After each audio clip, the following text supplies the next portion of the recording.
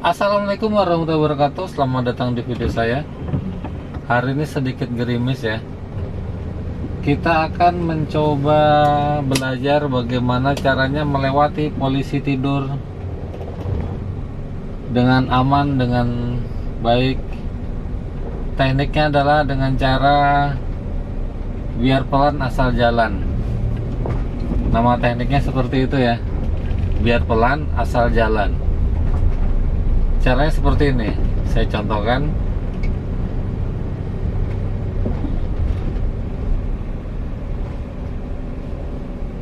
Ya, ini saya posisinya lagi stop ya. Posisi saya lagi berhenti sekarang. Saya akan masuk gigi 1. Ini masuk gigi 1. Kopling masih saya tahan. Saya pijak rem yang di kaki, lalu rem tangannya saya lepas, saya turunkan, lalu saya lepas kopling hingga dia mendorong ke depan. Ya, ini sudah mendorong ya. Lalu remnya saya lepas, terlihat mobil agak mau jalan sedikit, lalu kita lepas kopling. Nah, ini adalah teknik pelan asal jalan, seperti ini ya. Ini nggak saya injak apapun ya, sudah jalan sendiri karena RPM-nya memang sudah lebih dari 1 di sini, lebih dari 1000. Lalu kita akan cari polisi tidur.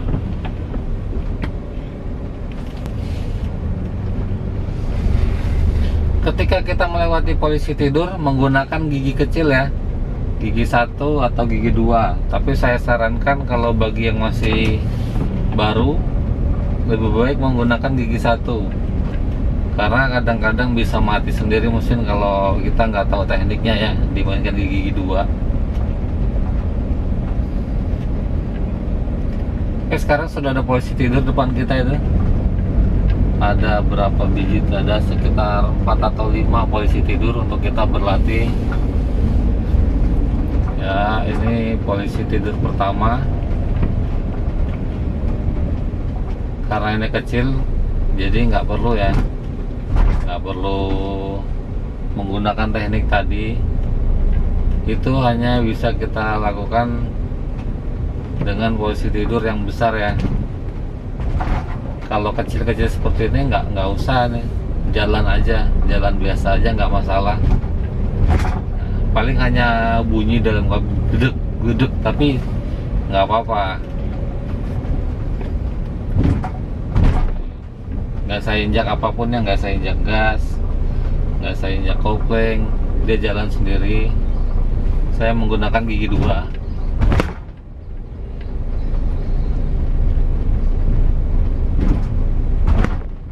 Oke, kita cari posisi tidur yang sedikit tinggi ya. Rem kita di pertigaan, pakai gigi 1. Jangan lupa rating ya, biasakan rating.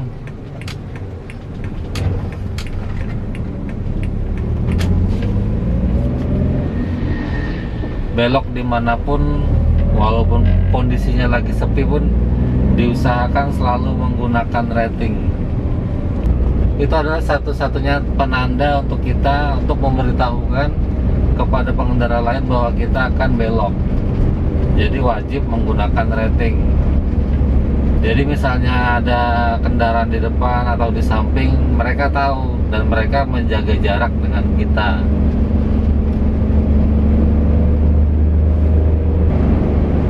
Di sini sedikit gerimis ya, tapi bukan halangan untuk kita lah untuk belajar.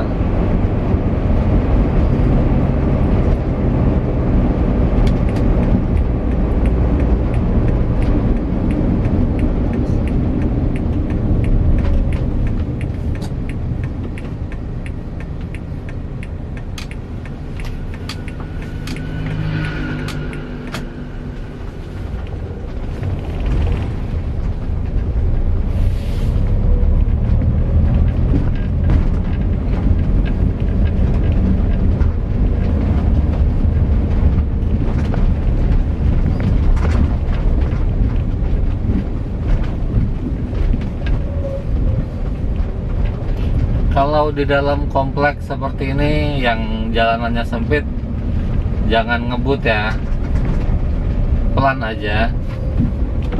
Gunakanlah gigi kecil, gigi 2, nggak perlu gigi 3. Kalau gigi 3 takutnya terlalu ngebut, dan takutnya kita bisa menyerempet kendaraan seperti begini. Kadang-kadang ada aja orang yang parkirnya mengganggu jalan. Oke, ini ada polisi tidur.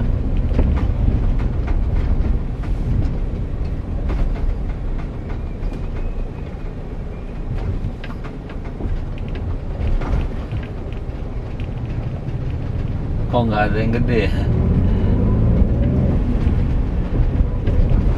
Kita akan cari lagi yang besar ya. Kalau yang kecil-kecil itu dapat dengan mudah, nggak perlu digas, nggak perlu dikopleng, jalankan biasa aja dengan menggunakan gigi kecil, nggak masalah. Kita akan cari polisi tidur yang besar. Kadang-kadang kalau orang nggak tahu tekniknya, mati mobilnya di polisi tidur tersebut.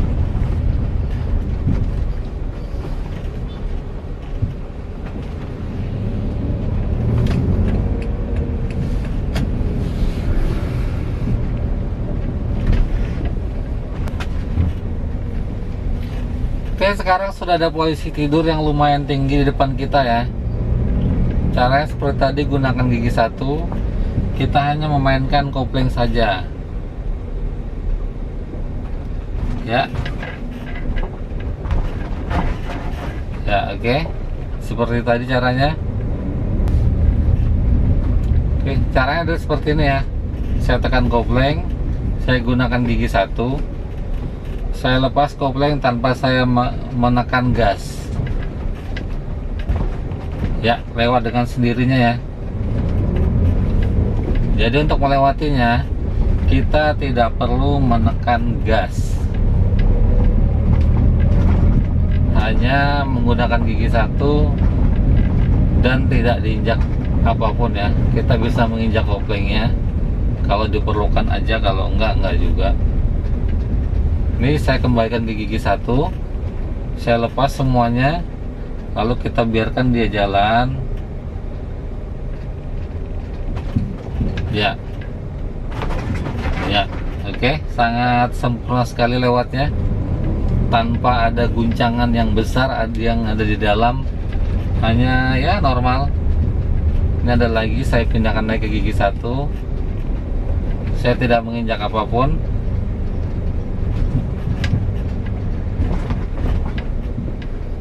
Oke, sangat mudah ya.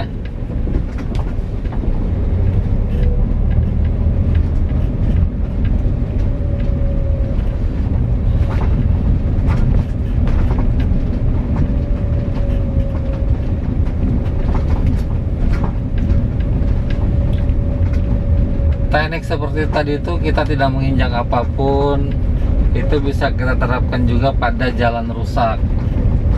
Jalan rusak yang kita harus pelan-pelan, bisa menggunakan cara seperti itu ya. Saya sekarang menggunakan gigi 2, dan di depan sekarang ada jalan rusak. Saya akan pindahkan ke gigi 1, dan saya tidak menginjak apapun di sini.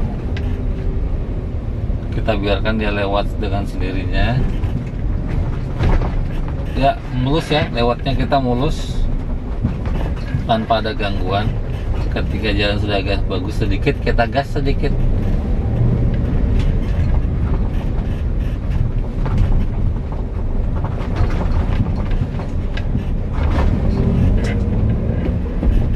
Kita bisa tambahkan gas perlahan aja, jangan ngejut ya kalau di jalan rusak.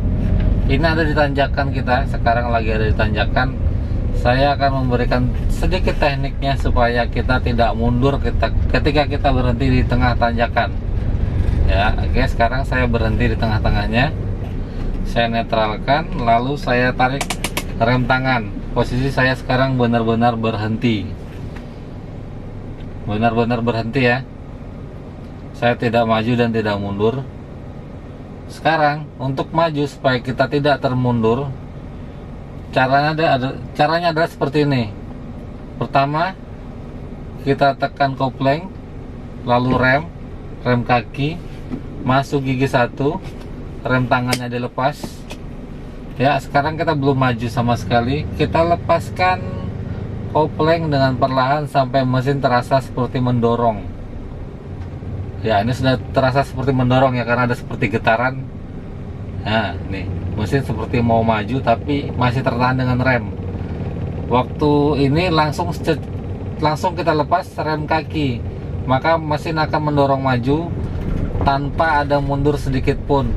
Ketika mesin minta tambah gas, kita berikan tambahan gas,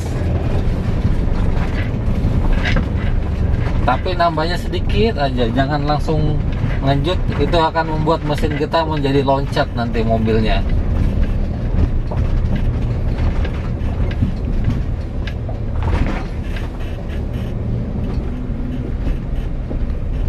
Oke, mudah dipahami ya. Acara tadi itu cara pelan, yang penting jalan. Caranya seperti tadi. Itu bisa diterapkan di mana-mana, bisa diterapkan di posisi tidur, bisa diterapkan juga di jalan rusak, bisa juga kita terapkan pada tanjakan yang seperti tadi ya, yang kita harus berhenti di antaranya, lalu kita maju supaya kita tidak termundur. Mengapa penting kita pelajari itu? Karena medan di jalanan itu beraneka ragam yang kita tidak bisa memilih ya. Kalau kita dihadapkan dengan suatu medan seperti itu, yang harus kita lewati mau tidak mau kita harus melewatinya, dan itu kita tidak bisa memilih. Kadang-kadang kita lewat sekarang bagus, begitu kita lewat 5 bulan kemudian ada perubahan di jalan tersebut yang menuntut kita harus ekstra hati-hati. Misalnya itu jalan menjadi rusak atau menjadi lebih parah atau gimana, kita harus menguasai medan seperti itu ya, supaya kita tetap bisa menggunakan mobil dengan baik, tidak ranggas ya. Yang jelas kita bisa menyesuaikan kebutuhannya ya.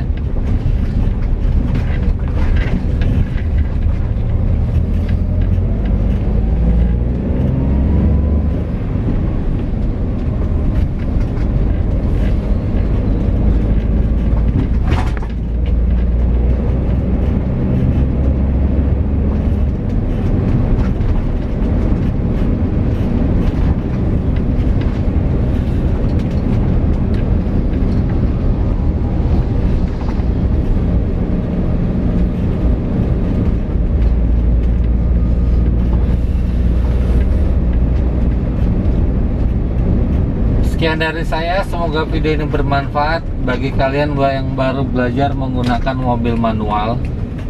Bagi kalian yang baru belajar mobil, semoga informasinya dapat membantu kalian, dan semoga cara saya menjelaskan kata demi kata dapat dengan mudah dipahami. Sekian dari saya, sampai jumpa di video saya selanjutnya. Assalamualaikum warahmatullahi wabarakatuh.